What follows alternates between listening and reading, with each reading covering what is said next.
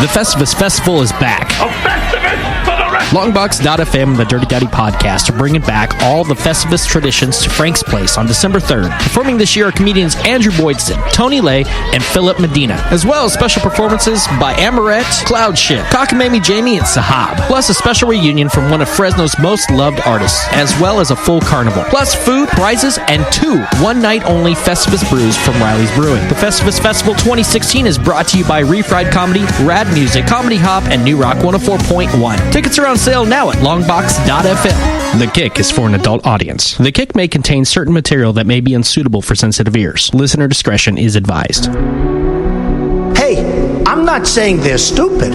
I like China. Well, $15 an hour, first of all, as we said, it's not enough of a wage. That is why we have to also talk about taxing the super wealthy and big corporations. Our president doesn't have a clue. He's a bad negotiator. Institutions across America over history feels offended. We should acknowledge that politically incorrect and being racist. They literally just fired a white guy for being a white guy. This is a blame the victim situation. We should be ridding the world of bigotry. We should be talking about that rather than blaming it on the victim who feels hurt. You tell me, Namiki, whether we are training these kids to be little cupcakes who never have to encounter anything offensive, or whether it's better to educate them that there are offensive things in life, and you have to deal with that in life. News, politics, and discussion. This is The Kick. What you say, what you say, what you say, what? We'll come like a wall. All right, we're back here, The Kick on Longbox.FM, brought to you, of course, by Riley's Brewing. Thank you, Riley's.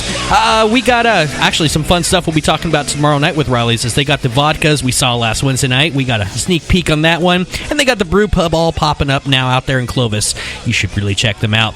We'll be talking more about Festivus tomorrow as well, maybe, if the world doesn't end, because it looks like we're going to get Game 7 of the Cubs and Indians, and either one of them wins or the world explodes. Tonight, though, we're talking about another earth-changing moment, at least for us here in the Valley, and at least we hope. We have Mr. Lee Brand in. How you doing, Lee? Great. Thanks for having me, Chris. Thank you for coming in. I'm sure this is a change for you from the other venues you've been hitting up media-wise. I've hit about everything this whole go-around, like you can imagine. I've asked other candidates here this election season, but how are your feet doing? I've walked a lot of miles. I've walked probably about 15,000 houses since about early this year. But they feel pretty good. I feel pretty energized despite a long gauntlet we've had on this, numerous debates and fundraisers and events and so on. But I feel good. I'm ready to go. Something I don't think I've actually seen an overweight politician other than maybe Chris Christie. Just the amount of walking, for a local thing, you obviously got to stay in shape just from that alone. I've lost about 11 pounds. It's a combination of walking as well as just your adrenaline. My adrenaline kicks up, and I go in high gear. And I will go in high gear until like 10, 11 o'clock, go to sleep, and about 5 or 6 in the morning I'm back up. And without kids. Yeah. So, first off, what we normally do on this show, and by the way, those listening out there, you can hit us up, 492-0450. We'll get you on air if you want to ask Mr. Brand a question. The role.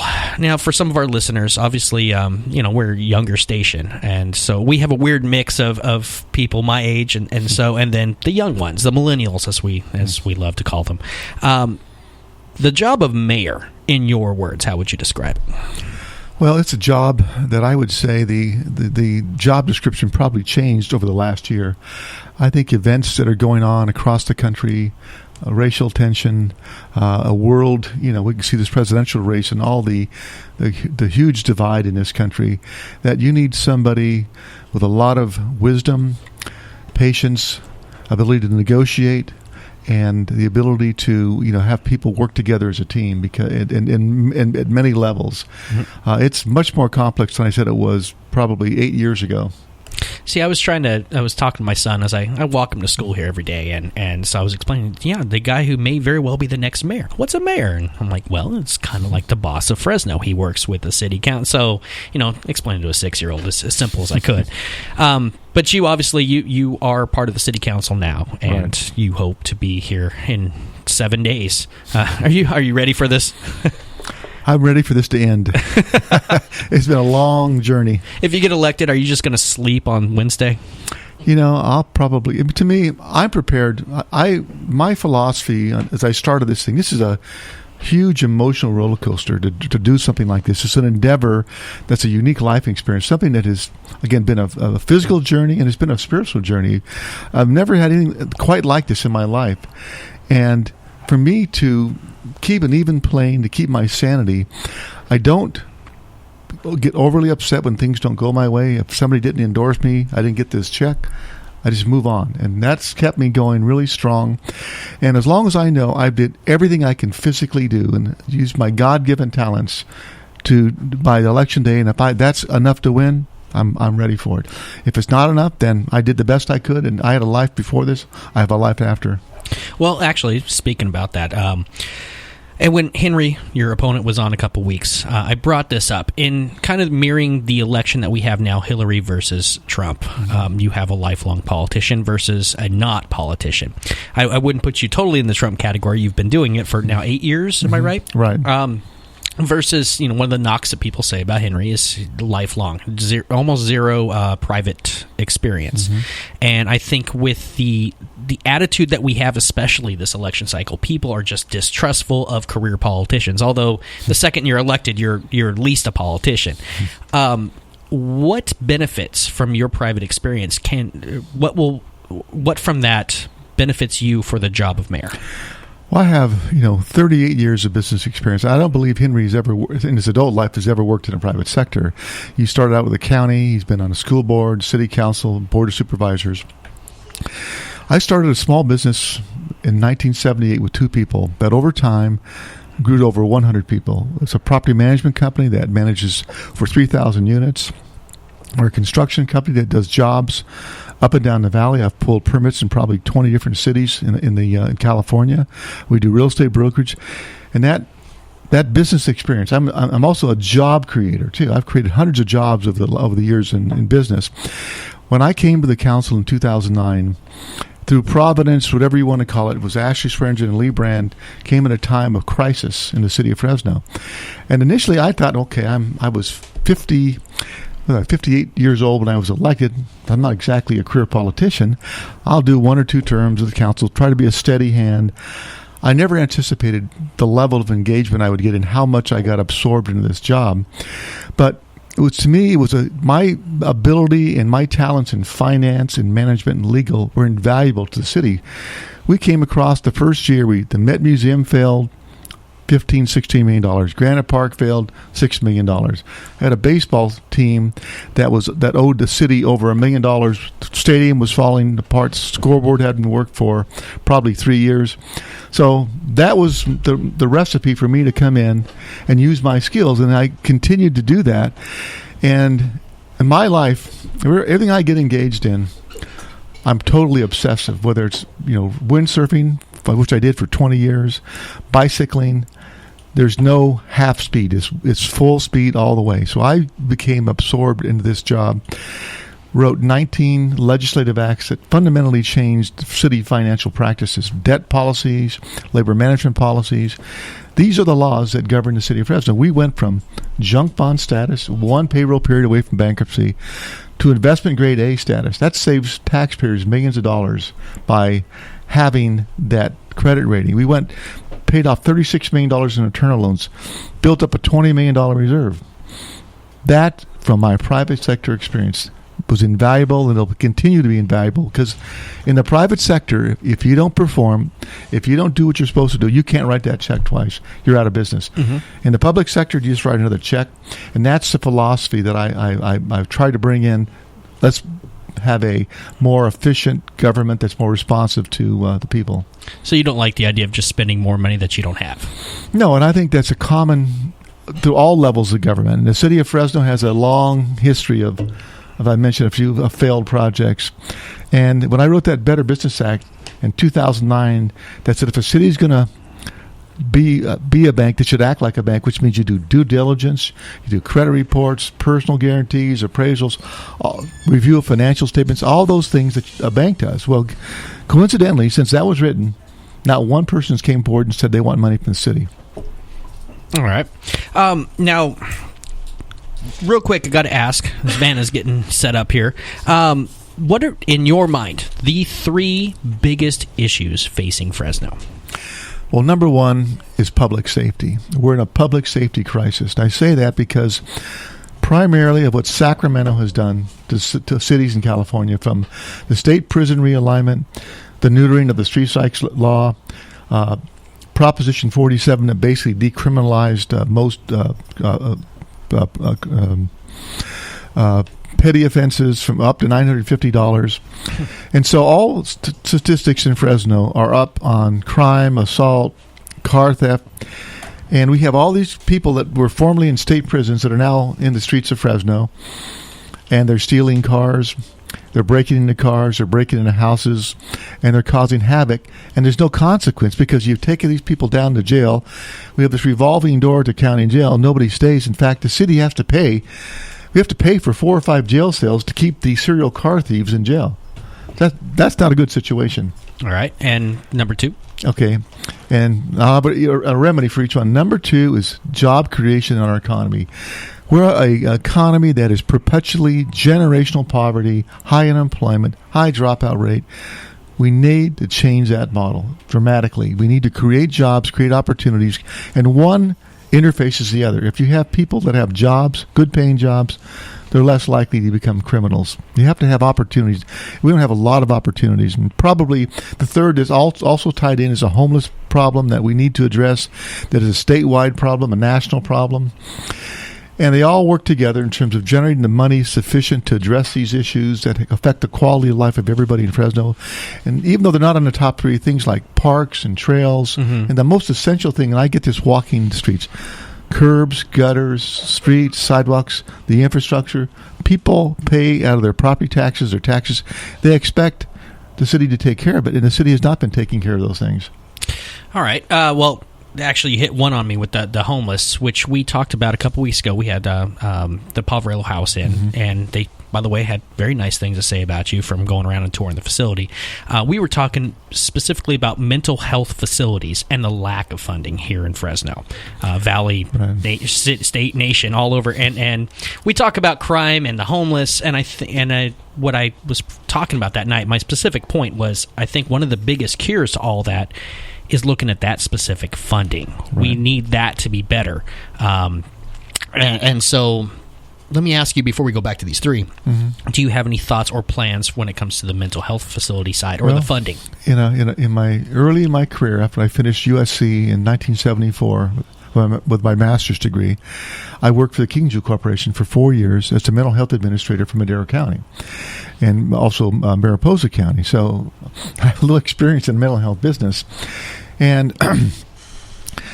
what you have to remember about the homelessness and these related issues like mental health and substance abuse, the county of Fresno is charged with most of those social services, not the city. So the city really should work in partnership with the county and other agencies to do that. But the actual responsibility for mental health falls within the Fresno County.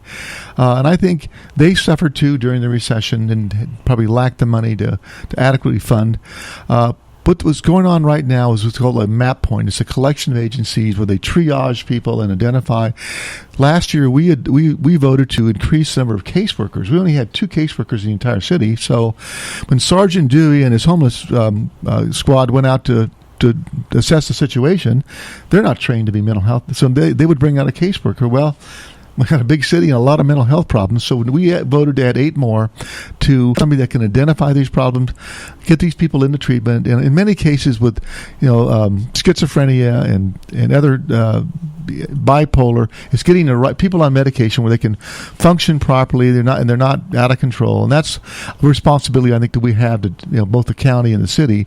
I think we're making progress on that. Also, drug rehabilitation. They passed Prop 47 to release all the low level to decriminalize all these crimes. They're supposed to give us money. We don't have the money to take care of it, but we need to work on that too. We need to, when people want help for mental health or substance abuse, we should have that there, and I'll give them the path to return to a normal life, to take a job, have a family, and contribute to our community. All right. Real quick, online listener Carrie Gavigian. Hey, Carrie. That's my girlfriend, I call her. I used to do some work with her. She says that you are the man for the job, so you got another endorsement right there. Well, thank you, Carrie. From Mid-Valley Packaging there. Sorry, Carrie always throws me off my game. Women do that. Public safety, you said it was number one. Mm-hmm. And you talked about part of your campaign is you're looking to get up to 1,000 police officers.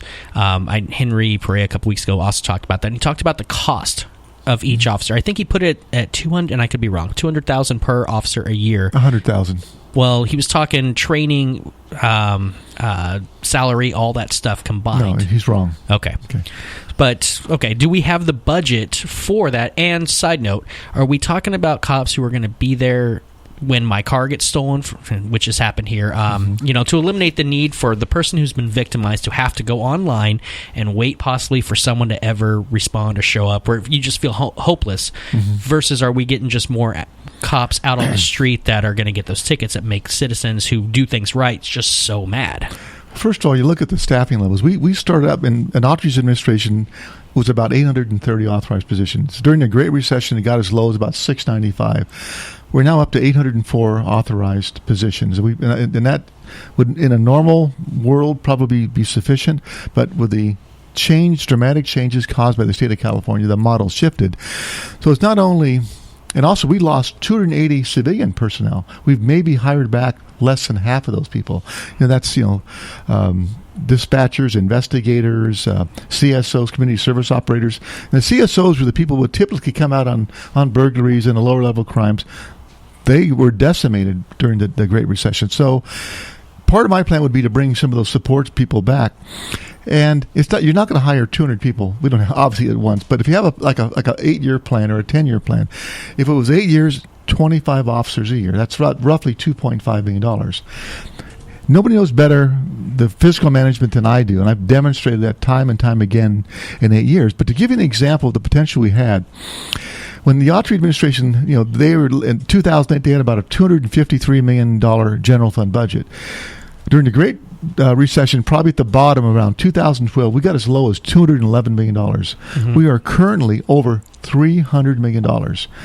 That's the amount of the recovery that we've made in the last 3 or 4 years, including $60-70 million just in sales tax and property tax. That demonstrates the capability of this economy is humming, that we can generate those revenues to pay. Now, I'm asking for, say, 25 a year. That's roughly $2.5 million. I think we can do it, and you have to have a plan. Now, everything in an economy and a business doesn't take a level plane. There's ups and downs, so you adjust. If 1 year it's down, maybe you don't hire 25, but maybe the next year you hire 30.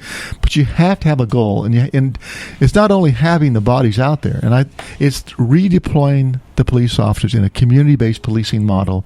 That is, we're doing this now, but my vision is a complete change around. And by doing this, you're putting more police in the streets, engaging the community. So you're deterring crime by having people, and you're also building bridges with our community. And and the perception out there in certain parts of our community is that, they don't trust the police. It's not that the police have not earned it. That's just simply the perception. So I want to introduce this community-based policing model. I'm talking about a Citizens Police Advisory Board that has never been talked about, at least in recent times, that would help work directly with the police auditor in interfacing and integrating this community-based policing model to give citizens a direct input to improve accountability and transparency for the police department, to be preemptive, to get out in front of this issue. So we're not the next Ferguson. We're going to be the city that takes the lead, that builds the community, the entire community together. We're not going to be the tale of two cities. Well, we already have our current example going on with the Dylan Noble case, and as glib as it to say, thank God no one was black in there, because that, with the current issue or the current attitude globally or nationwide, it just seems like a spark waiting to happen. Just like the BLM protests that happened, that actually surprisingly, and as I said on the show here, congrats to Chief Dyer for the way he handled that one. Right. That was, we were waiting for that to explode ugly. I think you kind of answered where I was going to go with the outreach to community. I wrote down outreach to community, uprest, and nation. And obviously with the ugliness that's been in the air for a long time, right. I think I would like to see a candidate who is going to not just sit in his office and dictate and run things, but start mixing in, because as you said, police aren't trusted, and that's just unfortunate. Right. One thing I've done is, if Henry said, "Oh, Lee's the status quo," I'm anything but the status quo. My record speaks for itself, and my ability to change things. For example, when we had a copper theft epidemic in Fresno, when we were repairing 30 a day and they're breaking into 40 a day, we were going the wrong direction. There was over 3,000 or 4,000 streetlights out. Everybody threw up their hands. We can't solve the problem. Well, I came in and said, I met with some people from Public Works. How can we solve this problem? The first thing I did is, how much does it cost to go out and repair the street light and and run the copper wire? They didn't know. Everything in business is cost per unit, cost per mile, cost per square foot. Well, they came back and said it's $450 per repair. How many can you do in one day? 30. Okay, they're breaking into 40. We're losing. We're going backwards, right? Then they mentioned part of the process when they redo the copper wire and make the repairs, they would put concrete encasement. I says, well, how do you maintain if you put concrete? Well, these are on a 20-year cycle, so whatever cost it would be to jackhammer the concrete up would be more than offset a many-fold by not having that thing broken into. Have you ever thought about preemptively going out and putting concrete encasement? Well, we thought about it. We did it. We did a trial. So how much do you think it would cost? Oh, we got it down to $100 a deal. I says, wait a minute. So I drew a plan up. They were a total of 41,000 streetlights, of which 29,000 what they call the ground pull boxes. The rest are the old overhead. So I said there's 24,000 streetlights that have ground pull boxes that have not been affected yet. So I drew up a plan, and I found the financing. It was roughly $900,000. That's the cost of about a 4 or 5 person crew to go out and do this. I said, here's the plan. We're going to go house by house, block by block in an assembly line technique versus one here, drive across town, one there. And I believe we can do this for less than $100, and we can get it done in 1 year. So I got the funding on a 7-0 vote. Within 6 months, they went out and did 24,000 streetlights at a cost of $25 per streetlight. Lit up the entire city. Then that second crew went back on the first crew to go back to the ones that had been broken into. And we had a ceremony about a couple of years ago right there by Perea and Champlain. I've got my initials in cement, where the city had preemptively kept the lights on. Now, we still have our normal maintenance that goes around, but we don't have this massive. That was an example of creative thinking. I did the Asset Management Act. The city has all these assets. So it had over 1,000 parcels of land. Certain departments didn't even know what they owned. Okay, you have called value-added opportunity, like we did. We put up these electronic billboards that generate money on a permanent revenue stream on a regular basis. We have value-added opportunities. Woodward Park. Let's put a Japanese restaurant event center, do a ground lease, $300,000 or $400,000 a year. That pays for the maintenance of or part of the maintenance at Woodward Park. I'm the one who introduced these private sector innovative concepts. I'm the one who can take it one step forward as a mayor. So I don't represent status quo. I'm willing to take a risk and to stick my neck out and say, we need to have a citizens advisory board as a risk. Now, this is not a review board like Los Angeles, not even in any way resembling it. It's just getting citizens directly involved with our community and with our police department to put bind that trust together with the community. That's what I'm doing. Well, I like how that all sounds. I mean, that's something that since we've been doing the show, been talking about. We need to bring community. We can't do anything about Trump, Hillary, or Sacramento even, which is just a horrible beast. But Fresno, I mean, when the lights go out and everything goes bad, you need to know your neighbors. You need to be hand in hand with everybody. So I like the vibe coming from you as far as that. I believe, and this is why we started the hashtag this year, Make Fresno Better. Right. The little things, smile, hold doors open, just simple little things start bettering our image. Which is actually, to me, an important thing that Henry brought up. He just brought up the All-American City stuff. There was a lot of image as far as what he wants Fresno to look like. And I had just been to a Raiders game that weekend and was on the BART, coming from Oakland through Pleasanton, and then you hit the 99 and you just see this. And it's definitely darker, a lot of trash and ugly. Do you have plans for beautification or, the Caltrans cleanup of stuff or goals? Let me clarify one thing. Henry talks a lot about vision. Okay, I've been to multiple debates and forums with Henry. Henry will pander to about every group he goes to. Henry has a different vision for each group he goes to. Okay, we all have records. We all have promises. I can reconcile my record on the council with 19 legislative acts taking the lead on the general plan, the water capital infrastructure project. Everything I'm telling you right now, in terms of my promises, my plans, are in direct alignment with my deeds. Henry has no record to run on. You look at his, next time you look at one of his brochures or handouts, look what it says. It says, Lee Brand didn't do this, this, and that. When I'm mayor, I'm going to take care of everything. You turn it over. What did you do in the last 24 years? Nothing. There's not one list of what he's done. Now, the All-American City the heavy lifting was Jim Patterson. Henry went along for the ride. Okay, so you judge people by their deeds, not their promises. And my deeds are in direct alignment to my promises. He has a lot of promises, like the water issue. What's your solution? Never has a solution. He can criticize somebody else, but never have a solution. All right, fair enough. Sorry, yeah, I'm just bouncing off but to answer your question, on the beauty, from the freeways and all the litter on highways, 41, all our highways, to homeless encampments, all the things that make a city ugly. We have to make a concerted effort. The things that draw a lot of attention, like the airport, and we've made a lot of changes at the airport. A lot of people draw their first impression going to that Yosemite International. I think we've made a lot of progress in that matter. We need to work with Caltrans. Caltrans is failing us on the maintenance. I met with Caltrans. Okay. I didn't, think about it. I actually met with the people, had a long conversation. They have one person per every 50 acres. How can that possibly do anything? So Henry gets a crew out there of volunteers. It's great. They clean up. A day later, like nothing happened. You have to have a permanent, viable solution. Can you provide more jobs or more bodies, more funding for Caltrans? Well, in the past, they did things like, like you get corporate sponsors. ABC Corporation sponsors 2 miles. Pays for somebody to get out there. And I've talked to Caltrans. They got legal issues. And some other issues. That can be done, I think. But one example is like the electronic billboards I mentioned earlier. Mm-hmm. Okay, we got in certain locations about $400,000 a year. According to Caltrans, we're about $1 million short.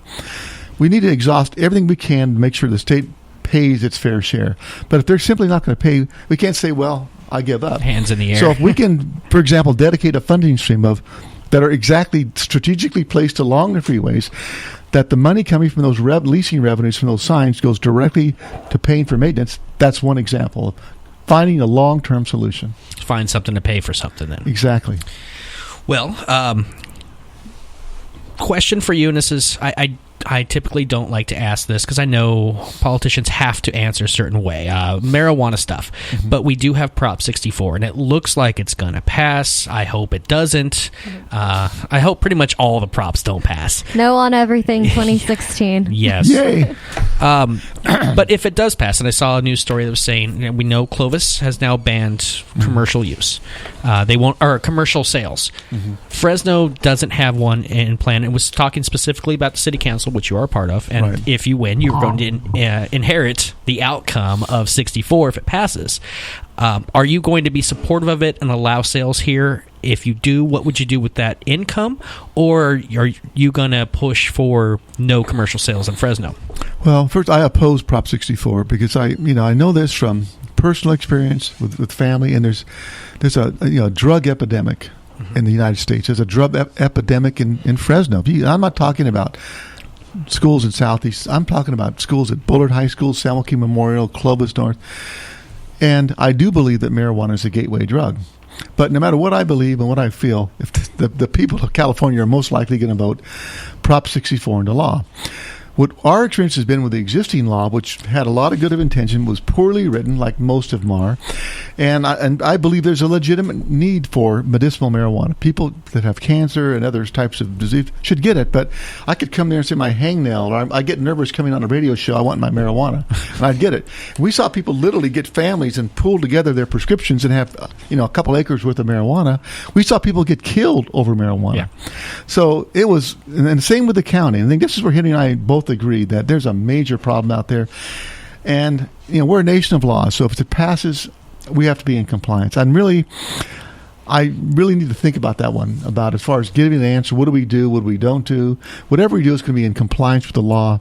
But I've got to think that one out. There's one way you can be engaged in the enterprise and make money, but there's a moral question here too. Do you want to encourage people to do something I think is going to be harmful to them? If you look at Colorado and other states, I think they're regretting what they did in that experience. And personally, I feel like Prop 215 is already doing a pretty decent job at allowing the people who do have cancer and do have the needs to access their medicine. Right. So, I mean, and we've seen people, and there should be, but we had these dispensaries. They were cash only. They were very, they all ended up with criminal enterprises. There was people robbing. I mean, that's what happened. It never came out the way it was supposed to, and I don't know what I can't have It's a half-assed thing. We'll legalize it, but we don't want to regulate. It's 1 foot in, 1 foot out. It's either you do it or you don't, and everybody's hedging their bets here. And the way 64 is written is really ugly. It's just really actually setting up more bureaucracy and more money going to people who are irresponsible. It's like letting my son loose with a credit card at a toy store. It's no. Well, not only that, I mean, people who are pro-marijuana even are against it too, because it actually does infringe on a lot of the rights that they have currently. Right. Yeah, future. Now, I obviously being here in my studio, I like technology. I like future stuff and reaching out further. We've got a lot of stuff going on downtown, especially the high-speed rail, whether you're for or against it, that supposedly is going in. And we've got Bitwise out there. We have a lot of the tech community starting to grow out there. As a matter of fact, apparently it's the largest growing tech in area in the entire nation. So, I mean, maybe all the potheads in San Francisco are running down with their laptops. Do you have... What's your 20-year plan? I know Ashley Swearingen had set up the original plan to, I believe, 2035. Do you have something similar? And what are your thoughts specifically on future tech growth? Because Fresno's kind of old-fashioned, which has its goods and bads to it. But when it comes to tech, business, tech, everything, like what we're doing right here, a little bit slow on the pickup. Do you have any thoughts? Well, those are called advanced industry jobs, the jobs that pay well. Compared to Fresno with a lot of minimum wage, $8, $9, $10 an hour jobs. So we need to do whatever we can. And when I said one of my top priorities was growing jobs, I wrote a detailed blueprint called the Economic Expansion Act. It was passed by the council earlier this year. I spent over 1 year writing, researching, taking best practices with other cities in the public sector. I collaborated with our mayor, who's got an expertise in economics and in job creation, and it's a path to developing these jobs. And what happened downtown with Bitwise? They come in with a 5,000 square foot building. Now they're in a 50,000 square foot building, 100% occupied. Future entrepreneurs out there. Within this Economic Expansion Act, one of the major components is the creation of a local venture capital fund. Now, my son, Philip, is a high-tech guy.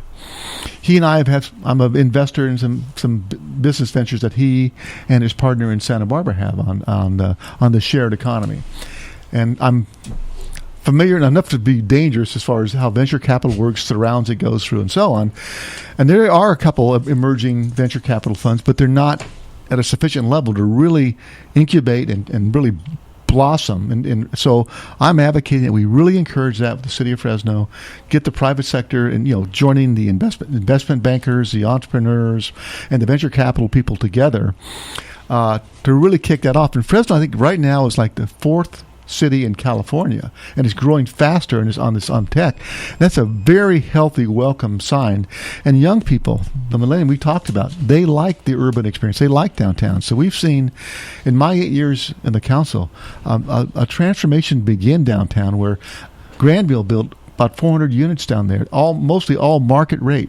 And those things are like 99% occupied. There's other ventures going on. The South Stadium project that Terrence Frazier and Mehmet Noyan are doing, they're going to have a mixed-use retail, residential, where it's going to, the left field of Grizzly Stadium is going to be your balcony on your second, third-story apartment. Nightclubs, restaurants, those are the kind of things that are game changers. And those things are coming forward. And the government's job is kind of to pave the way, to get out of the way, to create the incentives. And the Economic Expansion Act that I wrote specifically incentivizes, of course, industrial areas where you normally hope it to be, but also in areas like downtown. That when you come downtown, the two biggest challenges you have into creating a successful venture, one is infrastructure. You've got this antiquated, 100-year-old plumbing and so on, so you need the infrastructure. Well, the mayor is taking care of that right now with this $70 million cap and trade that can be used probably a lot to go downtown and leverage that investment. And if you can be successful, you're lowering the cost. My Economic Expansion Act has 3 levels of incentive. The first one is you abate the development impact fees. Well, you can say 4 or 5% right off the top. So what you're trying to do is lower the cost. And remember, if I build something downtown, I build something in River Park, they're about the same cost. River Park's $3 a foot. This is $1 a foot. Not going to work. So I've got to find ways to reduce the cost. And the RDA, the old redevelopment agency, would do that, but it's no longer there. And find ways to elevate the demand side and the rent. And that's part of the Economic Expansion Act, to do that, to encourage that, to give those incentives and provide the infrastructure. Those two are the key elements in having something grow, because I can't wave my magic wand and say, I want this to be a nice downtown. Developers don't go down there out of the goodness of their heart. They do it because they want to make money, and that's the way it should be. So that's what I'm doing to make downtown successful, and not just downtown, the entire city. I want our entire economy to blossom. Well, going with that, first thing from the internet, Jamie Ross asked if we can get a copy of the Economic Act. I can tell you, go on to the City of Fresno website. You go to the City Council and look under District 6, Lee Brand. Look for legislation authored by Lee Brand, and there's a long list, and it's at the top because it was the last one I did. I'm a little bit preoccupied on a campaign this year. Yeah. It's called the Economic Expansion Act, and you can take a look, and it covers all the things I've talked about and a lot more things. All right. And to then bounce off on this chat board here, Rob Weeks, he asked, now we just talked about future tech jobs, the high-paying ones, to now your more standard everyday man jobs. And this goes into, we've been doing a lot of schools here in the last couple of weeks. What would you do? Would you do anything to encourage magnet and trade schools in Fresno? Career technical education has been talked about, bannered about, like so many things in this city, and nothing's ever really done. I think we are ready to move forward. The taxpayers passed a bond for the State Center, who's going to build a campus. I've been working with people like Brooke Ashton on the Fresno Unified Board that are 100% trying to push career technical education. One of the problems is most of these are governed by the State Department of Education. So when they say you're going to be fast-tracked is like 5 years, But we need to change that model, and within that Economic Expansion Act is a section on career technical education, where the city, which has over 3,000 jobs, you've got draftsmen, bus drivers, mechanics, accountants.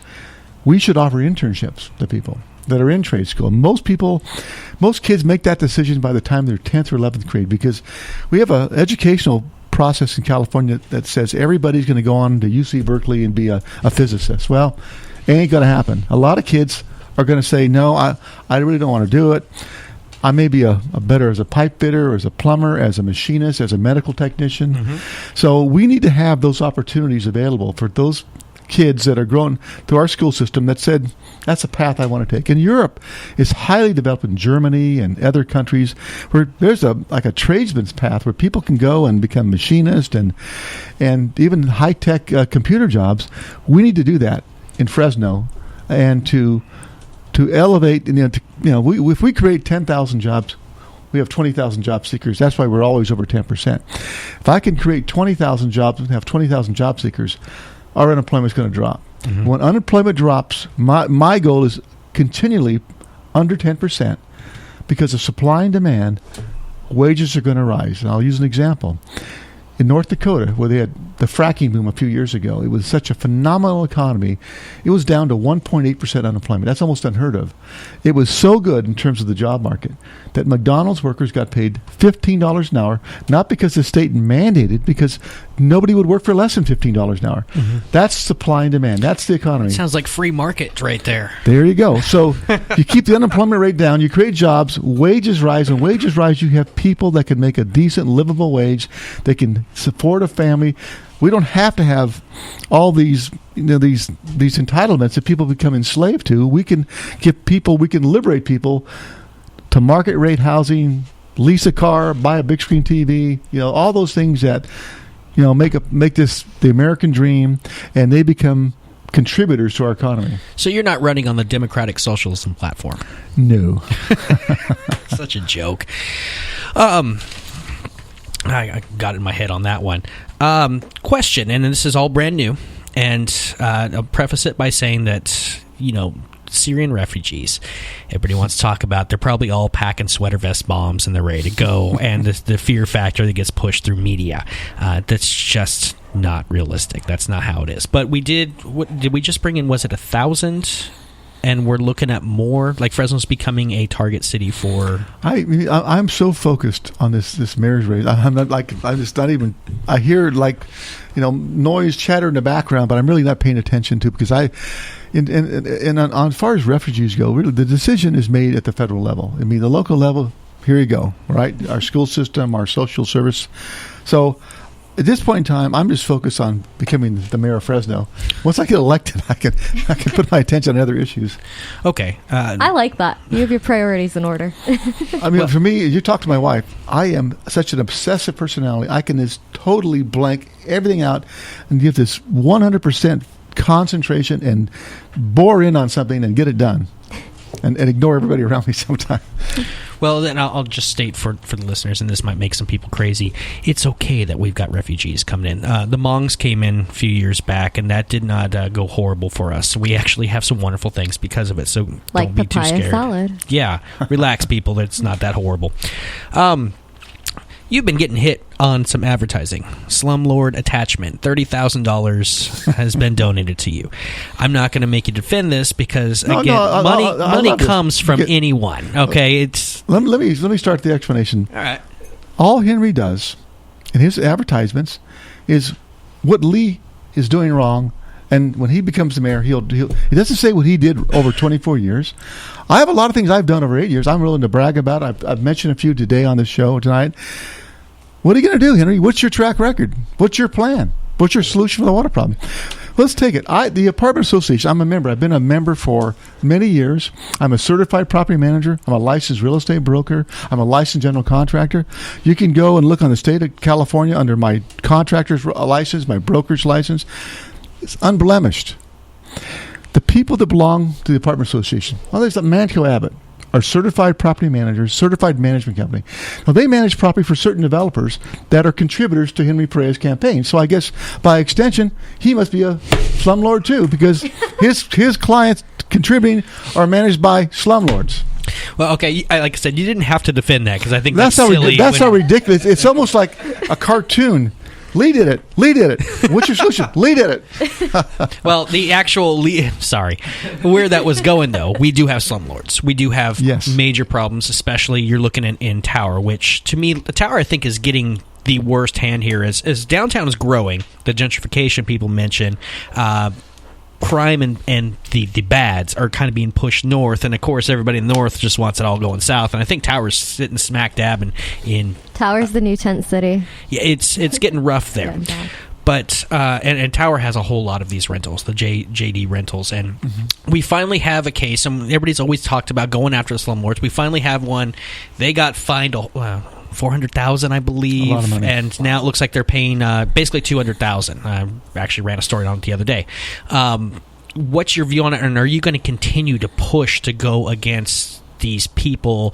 Are you going to wait to see the play out of this court case to see if there's any precedent set, like if they can lower fines, which I think is a bad idea? Well, they're following guidelines. Let me first say, I've been in this business for 38 years. I know it intimately. So I'm not just somebody casually who got involved, or I did my research as a councilman. I've been doing this.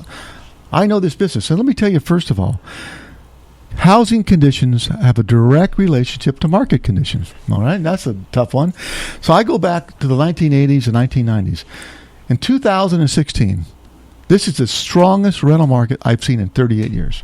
Most of our properties are zero vacancy, 1 or 2%. I had a friend of mine. He got divorced. Lee, I want to rent an apartment in North Fresno. Oh, sure, I'll find you one. I didn't have one vacancy out of thousands of units. Didn't have one. I mean, That's what I want, of course. That's what my clients want. So when you have a great market condition where the rents are high, when you have record lows of financing, you have loans at 3.5%, 3 3/4. I was back in the 80s when you're at 15%, 16%. So you take an apartment, your biggest expense is your debt service. That's your mortgage, right? Mm-hmm. So if I have $1 million loan, I'm paying 5%. I'm paying $50,000 a year. If I have 10%, I'm paying $100,000 a year. Well, I can tell you when you're 3%, you're paying 30. You can make things work a lot easier when you have low interest rates and when you have high rents and you have low vacancies and less concessions. The worst times, in my experience, have been through the 80s and 90s. Now, not that we have slumlords now? Yes, we do. But we had more in the 1990s and 1980s than we have right now. So to simply take this hysteric, emotional, we got to solve the problem, we have to figure out what the problem is. The first thing you have to do is the city doesn't have the software and the database to track down who the offenders are. There's obvious cases like Somerset Village. There's a lot of smaller 1 to 4 units that literally fall off the radar. So step number 1 is get the software and a database to track down the offenders. So you're focusing on, okay. Number 2, the code enforcement department has been, in my experience, both as a city council member and as somebody in the business who had to deal with, like, code enforcement comes out to my building, Lee, your banner is illegal, it's too big. Well, what about the guy across the street? Well, they didn't call about that one, they only called about yours. That makes a lot of sense, right? So we need to restructure code enforcement. I would bifurcate code in separate 2 divisions. One division is going to be strictly rental housing. The second would do retail, commercial, industrial, all the other things that it does. The one that becomes focused and dedicated to rental housing, you get a department head who knows what they're doing, and you have to define what is the definition of habitability. Because the state has a definition, we have a definition. I could get 5 code enforcement people and get 5 different answers. You need to make one answer, one definition, okay? Then you get this team onto those properties that you've identified through your database. The city ordinances are like embedded in hundreds of pages of documents. They're so illogical. You cannot track one to the other. So you got to rewrite the code section into ones. I would do, and I've talked to city attorney about this. I'm elected mayor. This will be some things I will do, is to get this thing consolidated into one easy to read, easy to follow section within our code section, both on the process as well as the enforcement. We've did a lot of things already. We did a vacant building ordinance last year that says vacant houses have standards. You can't let them sit as a blight. We doubled the fines, accelerated the period. We gave the city attorney more latitude to prosecute cases. For example, now, if we have the option to go bypass the hearing officer, that's our administrative, and go straight to Superior Court. So to do this, you have to have the resources. So we also need to invest in having, if we have 400 cases backed up, and we did vote to add another city attorney and a support staff, I say use third-party attorneys if we have to have the capability to prosecute these cases, okay? That's how you start it off, and identifying the problem. Okay, now we want everybody to have inspections. There's 90,000 units. It'll probably take 3 or 4 years. So I'm going to have 80,000 or 70,000 good, responsible owners get inspected at $100 each. No good deed goes unpunished, right? Mm-hmm. You need to focus your efforts on those offenders. I think you do need a registry too, and that isn't there a hit list of sorts, like known offenders? The city has identified it, and they've got this strike force team right now. But the problem is, the process is so fragmented. It needs to be improved. This is what I'm good at. I can bore into the details and find solutions. But to take this emotional, everybody's a slumlord. See, like Henry, anybody gets a check from a property management company, you're a slumlord. Okay, I own an apartment complex. We're responsible landlords who take care of our properties, who take pride in our properties. There are some that don't.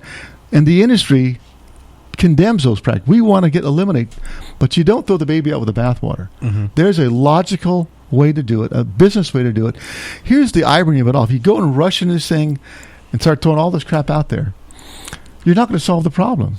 I want to solve the problem. I don't, because it's a scar on the city to have substandard housing, and it's particularly pertinent and relevant when you have immigrant populations. You mentioned the Hmong populations to come in, and there needs 2 things. You need to have tenant education too, because, believe it or not, we don't have farms that we grow cockroaches and bed bugs. They're brought in by the tenants because of living conditions. So tenants need to be educated and how to maintain their properties, to look for mold, those kind of practice. And then, of course, the landlord's got to be responsible. So there's a lot to this that when I come on, I will. I tried to tackle this over the last couple of months. I got so much time on this campaign. I just didn't have the time to. When I do it, I want to do it right. Is owning property though just a bad idea? I have family. What Karl Marx said. Well, my family owns properties and they do rentals and stuff. And I've grown up my entire life seeing somebody move out and you have to go in and repair the entire house. They crap on it. They have to be evicted. They know that they can squat there for 6 months. Tenants have more rights than the owners of the house. Is there anything that can be done on a local level, or is that just it's California and that's Well, this is California and the land of litigation and attorneys, and we follow the laws. We do the best we can. And you mentioned something that I've seen as a real issue in Fresno, and that's vacant houses. Yeah. And it's not just vacant houses in South Fresno. I'm walking District up north. 6. I saw this one house not too far from here, and the house has been vacant for 10 years. The lady owns it free and clear. The neighbors are going crazy, and she does this enough to maintain the standards, keep the grass mowed. I'm looking to the city attorney into an ordinance that would say when you have a house that's vacant or it's been destroyed by fire, you have a reasonable time to get the house what they call rent-ready occupancy level, and that doesn't mean you got boards on it, you got the lawn 3 feet tall. And if you still want to keep it vacant, that's your option. But I'm going to change that. And where they can do that right now. Lenders out there, during the whole crisis of the Great Recession, when they sold these package of derivatives, these junk bonds and that had mortgages wrapped. That's what happened in Somerset. Because normally they have a lender. A lender has in the trust agreement has conditions that they do annual inspections. Well, obviously they never did an annual inspection at Somerset. There was probably a loan originated probably in the 90s by Washington Mutual that was sold and resold and repackaged and reserviced. It probably went down 10 iterations where the current servicing company doesn't have a clue what's in his portfolio. Never came out. I can tell you, pre-2008, post-2008 financing, you could get away with murder as far as getting financing on properties. And post-2008, it's going to take a team of accountants to get you past. It's very strict, and it should be that way. So we have one client who bought a bunch of houses at the top of the market. One by one, he lost them. He has 3 houses that he's not made a payment for over 3 years, and he's still not been foreclosed on. That's the stuff I'm talking about. Now, hopefully those things will be resolved. But those houses become vacant and blighted, and there's a new crime. You come in there, put the PG&E in your name or a water bill, you become the tenant, and they pay a keys for hostage. Give me $5,000, I'll leave the house. That's bad for neighborhoods. We should adopt something called the Home Responsibility Act. Yeah. Yeah. My dog Pinkie Pie likes to thank you for the. I got it from your Pet Responsibility Act. Yeah. Which I'm a fan of. I think it's very reasonable, and as a pet owner who has my dog licensed, I don't know. I've been looking at what you have, and I posted it to the Twitter. So if you guys want to find out what Lee is all about, head to our Twitter page. And some of those acts, by the way, they're like 35, 40 pages long. I spent up to a year or more on some of these things doing the research on them. All right, they got their money's worth with me. Nice, yeah. So I'm trying to decide which way I go, just for fun. Will you accept the results of the election no matter what happens? Oh man! Sorry. No, I'm going to get the National Guard and mobilize it and have a military and declare myself leader for life. I can't believe that became like the biggest issue coming out of that debate. That's all any of the stations were talking about. We have been a democracy for over 200 years. This is the rule of the land. You accept the people's verdict. Whether you agree with it or not, I accept. The voters say it's Henry Perea, then Henry's the mayor, and I'm an ex-councilman looking for a different job. I continue what I did in business. My life moves on. If I'm elected, I'm sure Henry would feel the same way. He'd have tremendous opportunities himself. Well, you hear this a lot when it comes to presidential. The first 100 days, do you have kind of a blueprint for what your goals to do in that? Or Yes, absolutely. Okay. The first 100 days is to do what every administration's tried to do for the last 4 or 5, is to make Fresno business friendly. And everyone to a certain degree has been successful. And I believe ultimately it's a culture at City Hall that's one of the culprits. But when you talk about the planning permit process, I do that for a living. I've pulled permits in many cities. Henry's probably never pulled a permit. So you only go by anecdotal evidence. I think there's a way to improve that. I want to make Fresno known as a business-friendly city. Part of that is implementing the Economic Expansion Act. I want to expand this to a global, citywide basis. We're not just looking at one area of town, the entire city. Our goal is to be under 10% all the time in Fresno to create enough jobs to meet the supply and demand. Venture capital fund, career technical education, all the components to there, the incentives for revitalized areas. I want to implement this community-based policing the first 100 days, working with Chief Dyer and our police department, and I want to move in with a citizens community police advisory board to work directly, and I want the police auditor to be local, to be full-time, and those responsibilities to include interfacing with the community, talking to the neighborhood groups, the schools. Not be, and again, there's no criticism against our current. He's a auditor. The model's wrong. It's not the person. The model's wrong. You need to be vested in this community, and the community itself needs to be part of the process. That's why I want the Citizens Advisory Board. That's my first 100 days, and I think other stuff out there, but I'll get that figured out by the time I start. Okay. I got a couple more here. One from the interwebs here. Do you have any comments about putting low-income housing at both ends of Fulton Mall? Well, one of the problems that I've seen over the last 8 years in my term on the council is, there's a lot of people in this city who need affordable housing. We're a poor city, so yes, we need that. But if you concentrate the affordable housing in one area too much, like downtown, what grows downtown, what attracts retail, Bass Pro Shop, Kohl's, and those kind of retailers, they all have the same model. They take a concentric circle. I'm in my stores here within 1 mile, 2 mile. What is the income level? Well, the income level is poverty, 25, 50, 40,000 a year. If you have all low income, you have people that are in public assistance that don't have the income. Well, you need to mix it up. You need to have a lot of more market rate, like Granville did. And by having market rate housing, you have consumers making decent wages. They're going to attract the retailers and attract the amenities. Maybe one day you'll get the big. I believe we will get the big retailers downtown, but that's part of the process.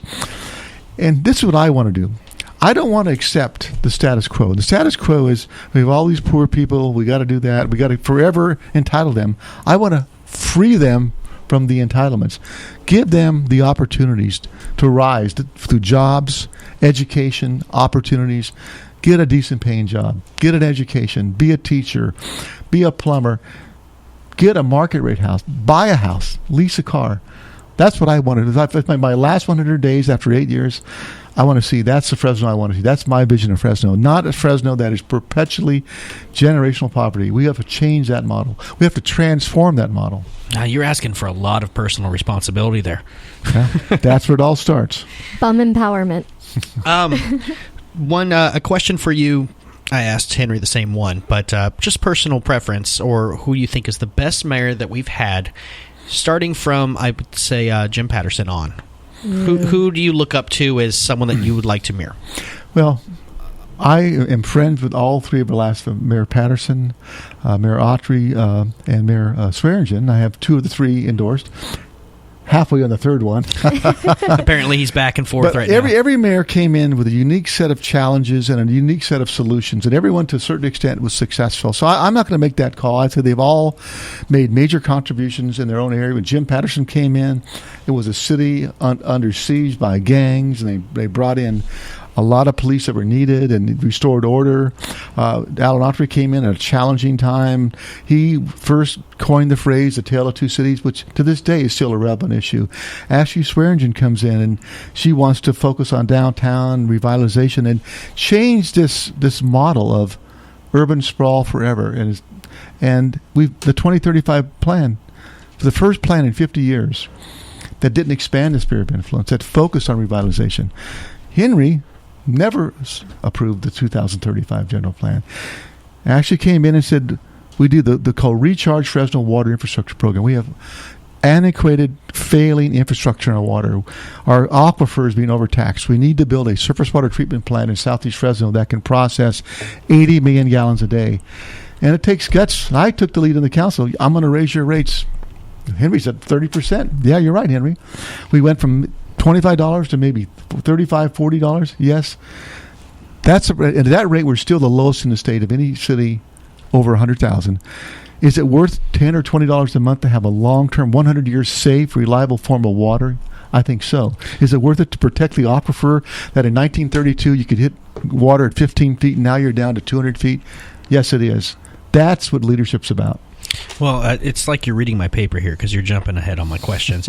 Now, I was going to ask you about water, but I'm not going to ask you about where it started the blame. I don't care about the past stuff. We have an issue now. Yeah. So I don't say that to protect you. I honestly don't. I haven't paid attention to whose fault it. Everybody's pointing fingers. The fact is, we have something to deal with.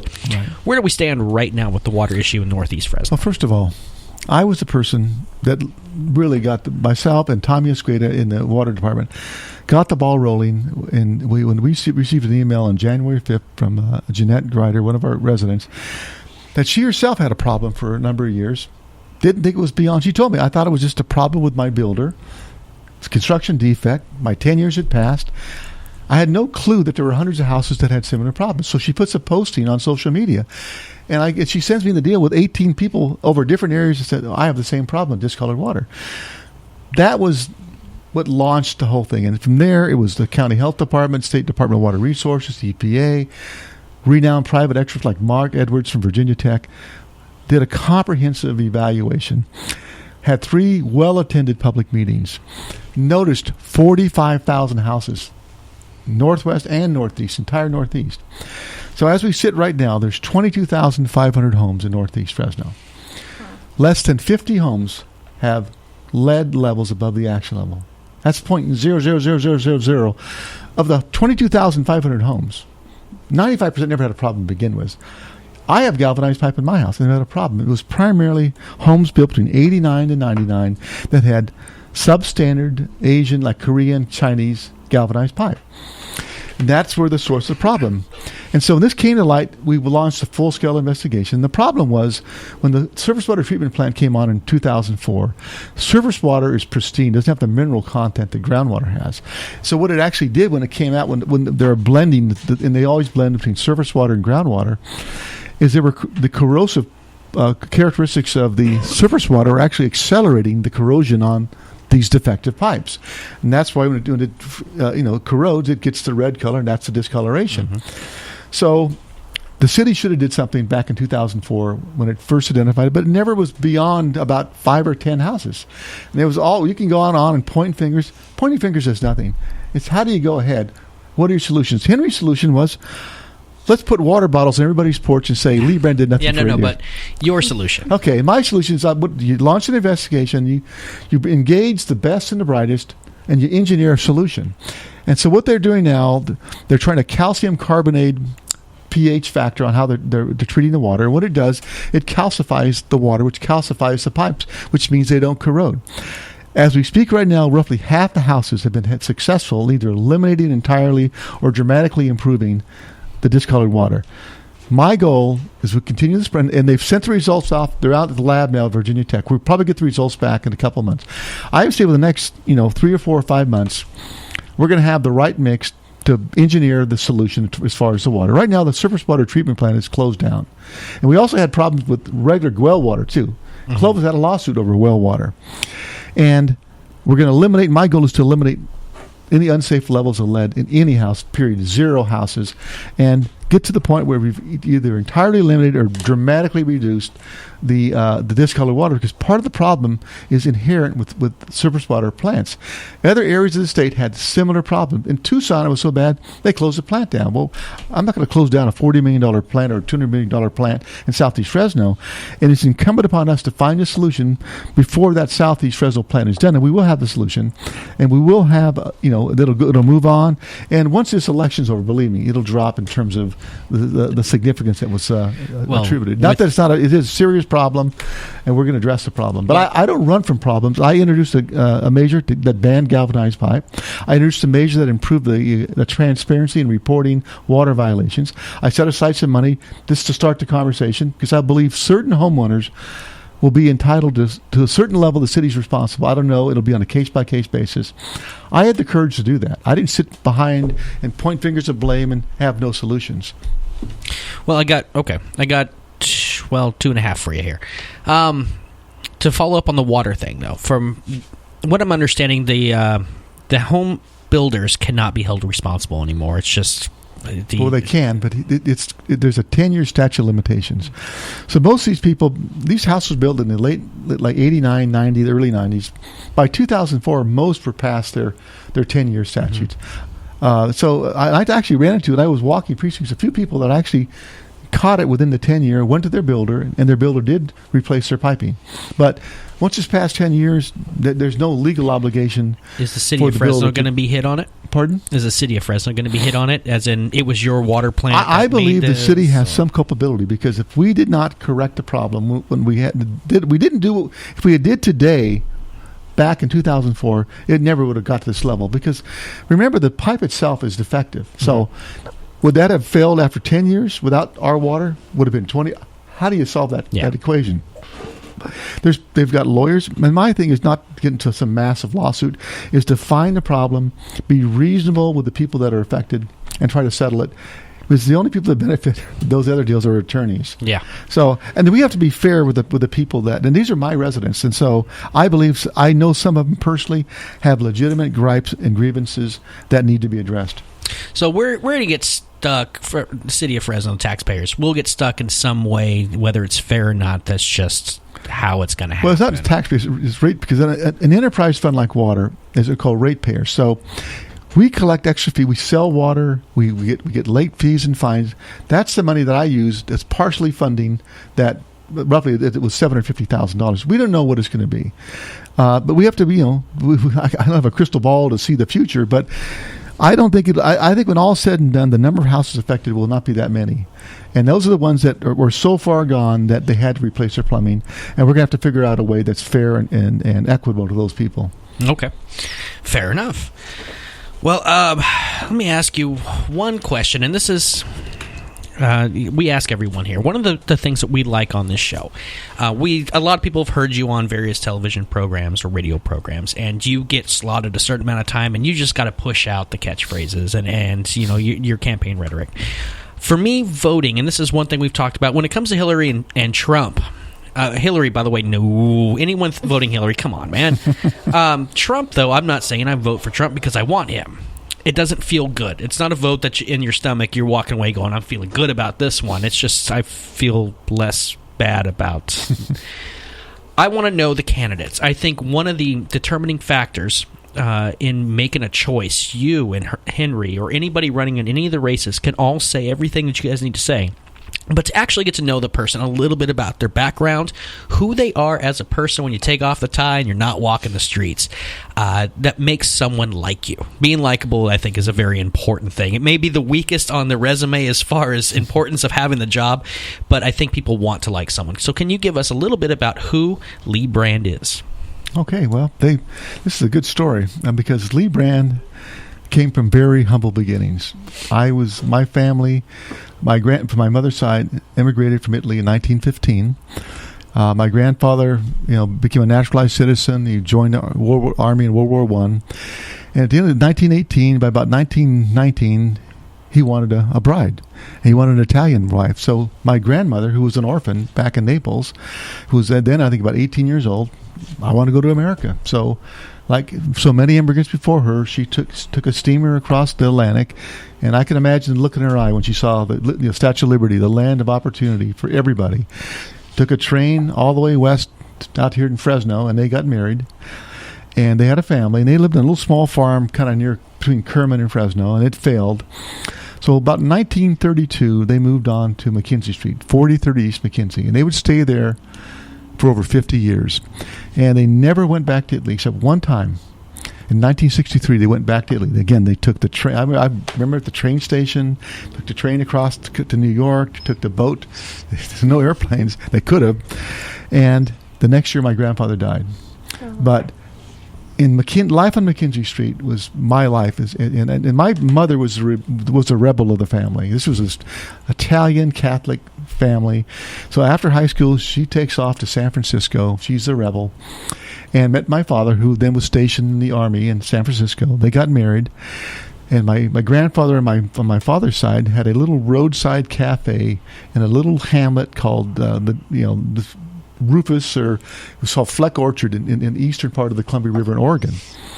And my mother and father were dishwashers. And my brother and I, we literally lived in a one-room. It was no indoor plumbing. So at night there's a coffee can, But at night you'd go out in an outhouse, which terrified me as a little kid. And my grandfather started a little, like a roadside zoo. He's put in like a snake pit, had a alligator. Eventually, he had a seal, and he started working with the seal. And he showed me all the bite marks for the seal. But over time, he had a unique talent. He could train animals, and he became one of the best seal trainers in the world. Back in the 1950s and 60s, he had called Sparky the Seal. He was on the Ed Sullivan Show. He was on Captain Kangaroo. I think Dave Garraway, and they took an old ambulance and they converted it to like a little pool where you could drive around in the winter in sports shows and take the seal to the sports shows. And in the summer, eventually, I think like 1956, 57, he went to the Como Zoo in St. Paul, which is a world-famous zoo. And if you go on the internet today, you just Google Sparky the Seal, and you'll see a plaque of the seal, Archie Brand, who brought the seal. And that was but as he took off on his success on seals, my mother and father came back to Fresno. So when I was about 4 or 5 years old, we moved to 34 East McKenzie, a little rental next to the alley that was so dilapidated I was embarrassed to take my friends over there. And that's where I grew up on. My aunts, uncles, cousins, we all lived on McKenzie Street. And it was my grandmother. Monday night, she made beans. Tuesday night was soup. Lime beans, I hated the soup. Wednesday was stew. Thursday was spaghetti. We're Catholics. Friday was fish, right? Every Sunday we had dinner. And she would go out and this is a slice of Italy. This is the orchard with all the different grapes. In the cellar, there's a wine. My grandfather was a winemaker, and my uncle was a winemaker. I'm not a winemaker. I'm maybe a wine drinker. Wine drinker, yeah. There was a garden. There was a chicken coop. There was the old McKenzie market that's still there. I went there, in fact, about 2 days ago, and it's different, but it's same. New immigrants running. They sold 50-pound bags of feed for chickens. They sold on credit. They delivered their groceries. That was back in the 1950s. That was my life. It was very poor, and my father died when I was young, and my mother literally raised us on a Social Security check. And I was a problem child. I ended up in juvenile hall. My 14 was my worst year of my life. 14, 15. We got arrested at school, handcuffed, taken away, and that's pretty serious back then. And my career ended there. My criminal career ended there. I saw the light, but my father died shortly thereafter, and I never had an opportunity to get his approval. I was seen as my brother was this athlete, this very popular person. I was the black sheep of the family. And it took me years to get over that. That I was haunted by that. But I did, and I eventually, I was smart. I got in the Air National Guard. I served about a year in active duty, and it gave me the opportunity to go to school. And about 21 years old, I was literally struck by lightning. An act of God. It was a very spiritual. I didn't know it until now, years later. And my life changed. I had a civil service job, which all my aunts and uncles, everybody worked for Fresno County. Carpenters. My aunt worked at the Hall of Records. My brother was an eligibility worker. So I had a civil service job. I quit it and went back to school. I finished 3 degrees in 3 years. AA, June of 72, BA, June of 73, MPA, USC, June of 74. 3 years. I had never done that in my life. And from that point forward, my life changed. And started a business I mentioned earlier that grew to over 100 people. And in between time, I had time to get married to my wife, Trish. And we've been married 37 years. And to me, family is everything. And I'm going to give you an example. In the middle of this hard-fought campaign for mayor, 2 years ago, my wife had planned a vow renewal, and we're going to go back to Hawaii and do it and bring the family. Well, I'm not going to tell her no, that my campaign's more important. So before this, we took this vacation. I was just getting kind of stressed out. All this, I got all these debates. I got all these fundraising. I got all these things I have to do. You know, Henry had won by 14 points in the primary. Then the polls started getting closer, and I took off. And I can tell you, when we got our vow ceremony, it was on Shipwreck Beach. If you've ever seen it, it's just like a slice of heaven, because it's one of the most beautiful places in the world, with this pristine turquoise blue ocean. And by the way, they had good sets if you're like a surfer. They've really done well. It's white sand beach, and I'm standing with my wife with we're all dressed as, with the Hawaiian stuff. And I'm looking out, and I'm seeing my children and my grandchildren. And it said, I looked at my wife, and that union made those people, and it brought those people in this world into my life. And I'm so ever grateful, so blessed to have that family. Mm-hmm. And I came back after that 1 week. I was totally revitalized. My whole attitude changed. I was ready, anything. That shows you and reinforced to me that this whole running for mayor it really has been for me a very spiritual experience. And friendships. If you're my friend, you're always my friend. Always my friend. I have friends that go back to kindergarten, 5th grade, 7th grade, and I'm still their friend. No matter what they do, what I do. Many of my early friends, went the wrong way. Then when we got in trouble, a couple of them were murdered. So, but I got out of that world. Mm-hmm. But I never, not a day goes by, I never forget where I come from. Well, that's good to hear. I like this. Your life sounds like a movie. Like, I would totally watch it, not only for the sea lion, but just, Let me, so summing this up, the criminal cool. black sheep of the Brand family up until you were struck by lightning, and then decided to get your butt to work, learned, got 3 degrees, became very strong, passionate, successful, until you got really tired from a campaign race, ran to Hawaii to get your vows redone, mm-hmm. and brought you back strong, ready to take this race, right? Yep. Did I just sum that up? Can that be the commercial we get? I don't know if you can do it in 30 seconds or not. I'll knock it out. Well, in between there, from 1984, I started skiing. About 35 then. Snow? And I went one day to Fashion Fair, mm-hmm. and they had this display of a windsurfer. Oh. This guy, Brad Wilson, hot bottoms. It looks like a lot of fun. So myself and my partner, Ken Workney, we went to Millerton, take a lesson. He didn't like it. I loved it. For like 18 years, I was absolutely addicted to windsurfing. I traveled to Hawaii, to the Gorge, San Luis Reservoir, the coast, Crissy Field in San Francisco, the Delta. I windsurfed every area, this state, this country, all the meccas, and that was just the most unique experience in the world, is to get on a windsurf board when it's blowing 35, 40 miles an hour, being propelled at about 35 to 40 miles an hour, gliding across the water, when it's strictly on God's, nature's force of wind and aerodynamics. And I eventually got out of it because all my friends, one by one, just got out of it. They got married, they moved, and so on. And the last time I windsurfed was about 2001, I think, or 2002. I went up to Millerton. It's white capping out there, which is perfect. It's blowing 20, 25. I'm sailing, having a blast. I'm the only windsurfer in the entire lake. And the message came there. It wasn't just the windsurfing. It was the friendship and the camaraderie that mm-hmm. we had. We did that. And and I eventually got into bicycling and did 1,000 miles a month on bicycling until I almost killed myself on Fryan Road. But the latest, and hopefully the last obsession, is politics. And I put myself in anything I do 120%. Well, if it goes your way in 7 days, hope that you take that same attitude and become the next in a long line of mayors. That's opinions, yes or no. Since Patterson, I'm 36, I can't go that deep. But since Patterson, we have seen some strong mayors come through. And I think in a nation and in a city, county, we need strong leaders, especially right now. And I hope that if you take it, you make us all proud. I guarantee you, I'll give it 110%, and I won't settle. I will not settle for status quo. I won't settle for marginally improvement in our city. My major success will be a transformation of the city in 8 years. That's my goal.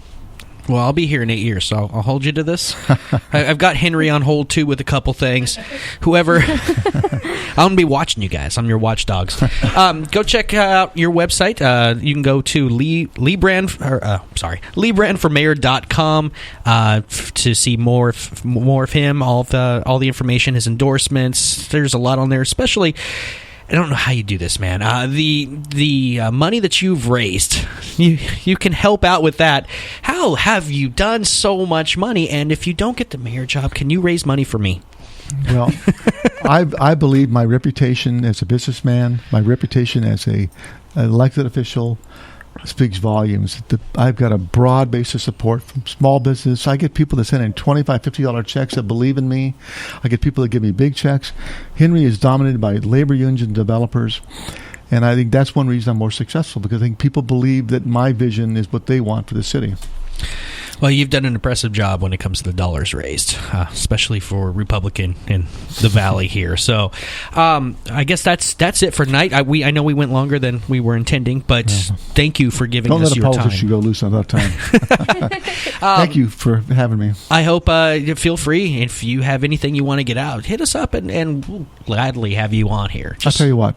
I'll give you a promise. I get elected, I'll come back. All right. I'll come back as the mayor of Fresno. Yeah. Hashtag make Fresno better. We'll have a big party. We'll bring Margaret Mims back in. You can come in. Clint, he can hang out with us. And then, Pierce or Bredefeld, we've had them in before. So we'll just have a big old time? Yes, that was fun. For now, thank you everybody for tuning in. We will be back next week. We're gonna do. I don't know what we're gonna do. I'm almost exhausted with election stuff. But we may do an election special night. Although as I did a few years back, I learned that's pointless, because as soon as we hit the radio or turn the mics on, polling ends and they immediately announce who's president. So why even vote almost? But do vote. It's next Tuesday. If you don't care about the president, there are important down ballot issues, including mayor, city council, propositions, all that stuff we have posted on Longbox.FM, and you can also find this on CMAC and many other places. Thank you, Lee Brand, for coming in today. Thank you for having me. And that's it for me. This is Dowdy saying for Vanna and everybody else, we hope that we woke you up a little tonight. Thank you.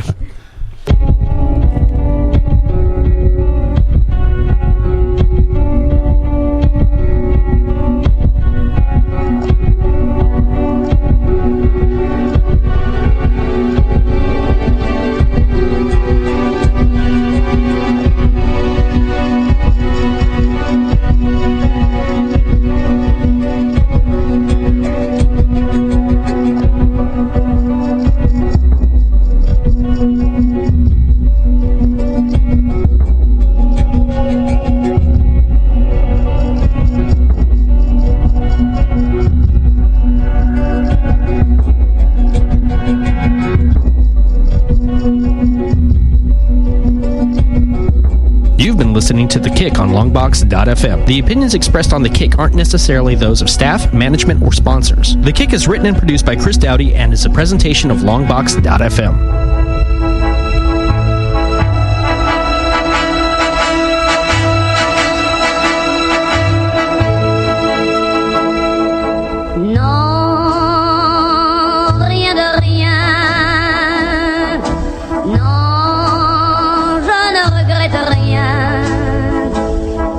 Le bien